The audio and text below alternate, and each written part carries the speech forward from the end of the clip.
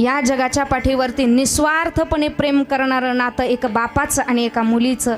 ज्यावेळी घरात आई वडिलांचे भांडणं झाले, मुलगी 5वीला शाळेत जाते, मुलगी शाळेतून घरी आली, आईला पहिला प्रश्न विचारते, आई माझे बाबा कुठे आहेत? आईनं भांडे आपटले, तिला कळालं यांचं काहीतरी बिनसलं. शाळेतून घरी आल्याच्या नंतर पहिला प्रश्न विचारला, आई माझे बाबा कुठे आहेत? आईनं काहीच उत्तर दिलं नाही. आईनं 7 वाजता स्वयंपाक केला, आई जेवली आणि झोपली. परंतु जोपर्यंत बाप घरी शेतातून येत नाही ना, तोपर्यंत मुलगी जेवत करत नाही महाराज, जेवण करत नाही. वडील 9 वाजता घरी आले, अंथरून टाकलं आणि वडील झोपी गेले. परंतु वडील झोपी गेल्याच्या नंतर एका मुलीनं उठावं, किचनमध्ये जावं, भाजी पोळी वरण भात काय असेल ते पात्र घ्यावं, आपल्या वडिलांच्या समोर न्यावं, पहिला घास घ्यावा, वडिलांच्या मुखात घालावा बाबा.